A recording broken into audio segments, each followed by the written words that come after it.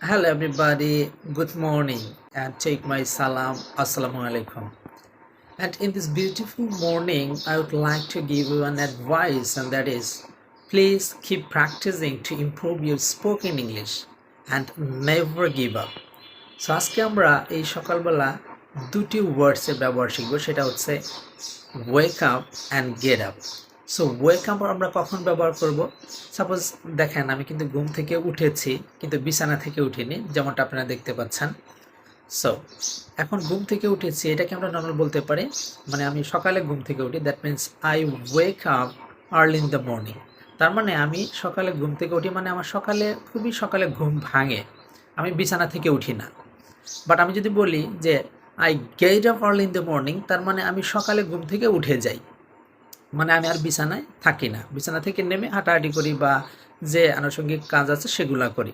তাহলে ওয়েক up and get up কখন ব্যবহার করবো আমরা আশা করি বুঝে গিয়েছি। আমি আবার বলছি, ওয়েক আপ ব্যবহার করবো আমরা নর্মালি ঘুম ভাঙলে, যেমন আমার যেমনটা ঘুম ভেঙেছে কিন্তু আমি এখনও বিছানা থেকে উঠিনি, তখন আমি বলবো I wake up early in the morning. আর যদি আমরা এটা বলি যে আমি ঘুম থেকে উঠেছি পাস্ট ফর্ম, তাহলে হবে ওক আপ। ওয়েকের পাস্ট ফর্ম হচ্ছে ওক আপ, ঠিক আছে, বা ওয়েকড, এটা ঠিক আছে। তাহলে আই ওক আপ মানে আমি ঘুম থেকে উঠেছি, অথবা আই হ্যাভ ওকেন আপ, আমি ঘুম থেকে উঠেছি।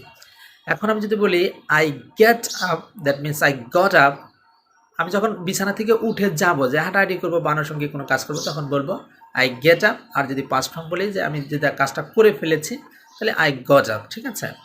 আর নর্মালি আমরা যেহেতু প্রতিদিন কাজ করব এটা, সেই জন্য আমরা সবসময় প্রেজেন্ট ফর্ম ব্যবহার করব। যেমন I get up early in the morning, আমি সকালবেলায় ঘুম থেকে উঠে যাই, মানে বিছানায় আর থাকি না। এখন যদি বলি সে ঘুম থেকে উঠে সকালে, তাহলে he gets up early in the morning, তখন গেটস হবে, কারণ he she third person. He gets up early in the morning, তার মানে সে খুব সকালে ঘুম থেকে উঠে যায়, বিছানা থেকে উঠে যায়।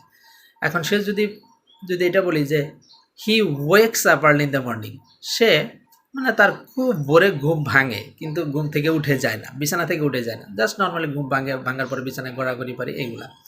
তো এই ছিল আজকের নর্মাল একটি ব্যবহার, wake up and get up, কখন কোনটা ব্যবহার করবেন আশা করি বুঝতে পেরেছেন। So thank you very much and keep practicing to improve your self.